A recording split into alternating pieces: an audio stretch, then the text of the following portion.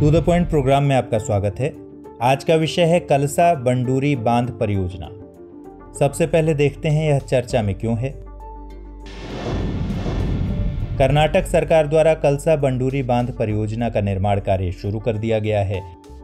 कर्नाटक और गोवा के बीच महादई के जल के बंटवारे को लेकर दोनों परियोजनाएं लगभग 2 दशकों से अटकी हुई थी।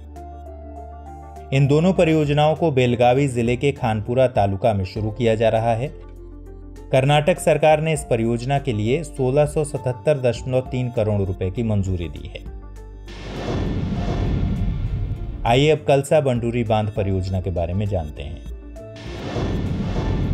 कलसा बांध का निर्माण बेलगावी जिले के कनकुंबी गांव के पास किया जा रहा है, जबकि बंडूरी बांध का निर्माण नरसे गांव में किया जा रहा है। इस परियोजना को 2002 में केंद्र से मंजूरी मिली थी। इस परियोजना का लक्ष्य महादई नदी पर कुल 11 बांधों का निर्माण करना है। 11 बांधों का निर्माण करके कलसा बंडूरी नहरों के द्वारा कर्नाटक में महादई नदी से लेकर मालप्रभा नदी तक पानी को मोड़कर हुबली धारवाड़, बेलगावी, बागलकोट और गडग जिलों के सूखाग्रस्त क्षेत्रों में पानी पहुंचाया जाएगा।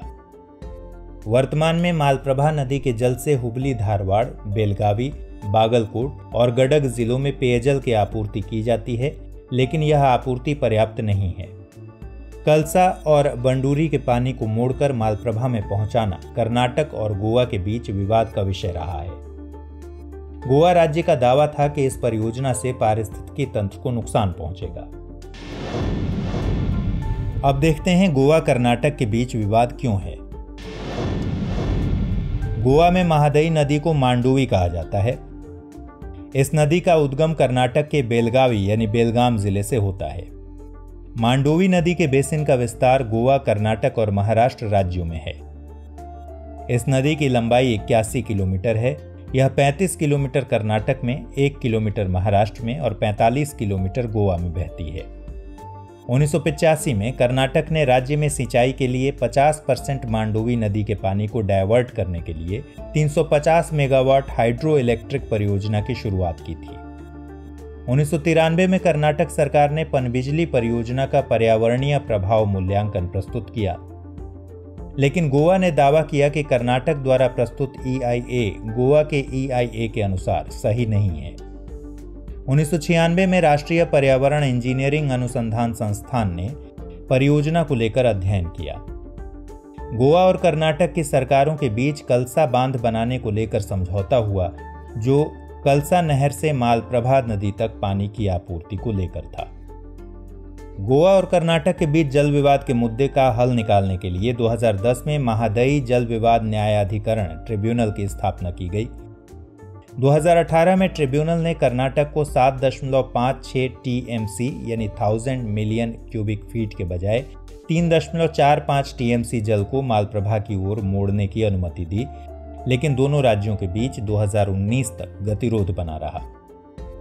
2019 में पर्यावरण और वन मंत्रालय ने कहा कि परियोजना को पीने की जरूरतों की पूर्ति के लिए किसी भी पर्यावरण मंजूरी की जरूरत नहीं है। आइए अब परियोजना का नदी बेसिन पर प्रभाव जानते हैं। गोवा सरकार के मुताबिक कलसा बंडूरी जल डायवर्जन योजना से लगभग 700 हेक्टेयर जंगल जलमग्न हो जाएंगे। विविध वनस्पतियों और वन्य जीवों पर असर पड़ेगा। पानी के प्रस्तावित मोड़ से ज्वार के पानी में वृद्धि होगी और भूमिगत जल स्रोत समाप्त हो जाएंगे। आइए देखते हैं आज का प्रश्न। प्रश्न है, निम्नलिखित कथनों पर विचार कीजिए। कर्नाटक सरकार द्वारा कलसा बंडूरी बांध परियोजना का निर्माण कार्य शुरू किया गया है। दोनों परियोजनाओं को बेलगावी जिले के खानपुरा तालुका में शुरू किया जा रहा है। इस परियोजना का लक्ष्य महादई नदी पर कुल 11 बांधों का निर्माण करना है। उपर्युक्त में से कौन सा या से कथन सत्य है या है? केवल एक और दो दोनों, 2 और 3, 1, 2 और 3। इस प्रश्न का सही जवाब कमेंट बॉक्स में दीजिए। अगले एपिसोड में फिर मिलेंगे। तब तक के लिए ख्याल रखिए। Good bye.